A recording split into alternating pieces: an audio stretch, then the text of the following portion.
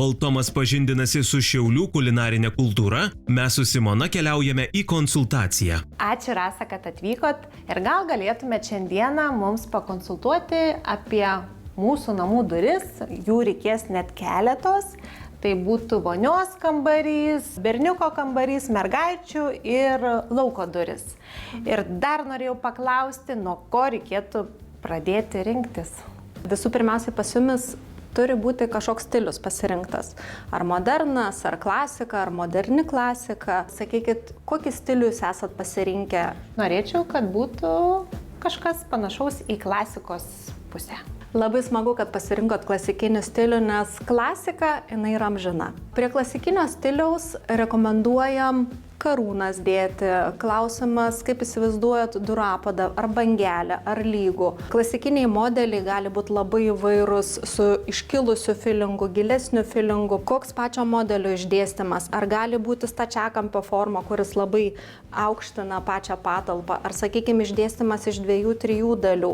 Ar su stiklais? Tai pasirinkimas labai platus. Beje, duris Rasa rekomenduoja derinti prie grindų dangos. O kaip yra su spalvomis? Tarkim, aš turiu išsirinkusi grindis, matau, turite labai daug atsivežusi pavyzdžių. Ar galima kažką būtų išsirinkti iš palečių, ar turit pasirinkimo ir daugiau? Pas mus labai platus pasirinkimas, mes patys dirbam su 10 gamyklų, tai iš tikrųjų labai gerai, kai atsineša klientai grindų dangą ir mes jau tada pasiskleidžiam viską ir derinam. Kalbant apie spalvas, interjere vyrauja pagrinde balta spalva, nes ją lengviausiai yra priderinti. Šiltos spalvos, šaltos spalvos, šviesiai pilka spalva. Jeigu duris naudojam kaip akcentą, tada jau žiūrim intensyvesnės spalvas, tokia kaip žalia, mėlyna, raudona. Tai iš tiesų spalvų pasirinkimas labai platus. Ir jūsų atveju, jeigu jūs orientuojatės į klasikinės duris, tai aš jums kaip tik turiu labai gerus variantus. Gali būti žalia. Svarbiausia, kad karūna būtų. Karūna bus ir apvadai bangelė lygiai taip pat. Šitos labai gražios ir šitos.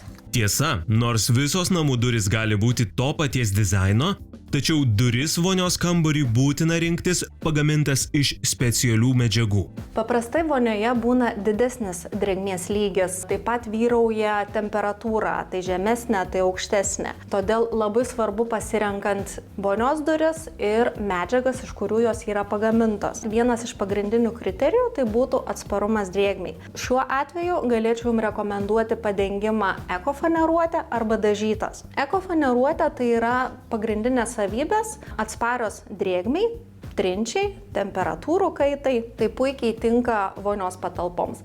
Lygiai taip pat ir dažytas padengimas, nes dažas būna dengiamas 3 sluoksniai arba kitų būdų netgi kituoju laku. Montuojant vonios duris, dėl oro cirkuliacijos būtina išlaikyti 1 cm tarpelį tarp grindų dangos ir varčios apačios. Taip pat, kalbant apie montavimą, tiems, kurie siekia stilingo minimalizmo ir švaros efekto, Rasa patarė tiek vonioje, tiek kambariuose rinktis arba paslėptus vyrius, arba reverse technologiją. Vyriai gali būti paslėpti, tada jų visiškai nesimato, būna bendras vientisumas, išlieka švaros pojūtis ir, kaip aš sakau, tada jau tuomet karaliauja tik pati rankena. Kitas variantas vadinamas reversas, kai vienoj plokštumoj gaunasi visas mūsų grožis, pati varčiai ir apadas, tik pačios duris atsidaro į vidų. O ar įmanomas dalykas, kad iš vienos pusės duris būtų vienos spalvos, o iš kitos kitos? Netradicinis sprendimas,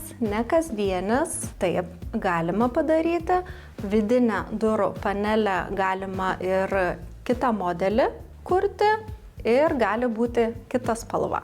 Galimi ir kiti nestandartiniai sprendimai, pavyzdžiui, veidrodinis durų padengimas arba įvairūs nestandartinio aukščių bei pločių sprendimai. Trumpai tariant, lydekai paliepus, man panorėjus, viskas yra įmanoma. Ką aš dar noriu akcentuoti, labai svarbu yra konstrukcija. Kai susijungia dvi grindų dangos, plytelės, kaip pavyzdys iš vonios ir kambarių, ar vinilas, ar laminatas, ar parketas, vis tiek eina sujungimas. Jisai turi būti po varčia.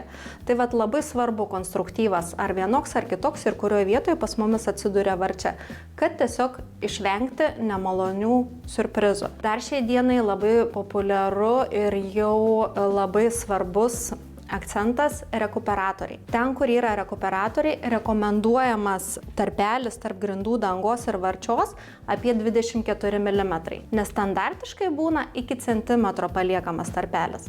Kad pilnumoj gerai funkcionuotų rekuperatorius, duryse turi būti didesnis tarpelis. Tai va tą visada akcentuojam ir teiraujamės klientų, kokia pas juos situacija. Tai ačiū labai, kad atvykote, kad suteikėte daug informacijos, belieka išsirinkti duris. Konsultacija išties išsami. O kaipgi sekasi Tomui?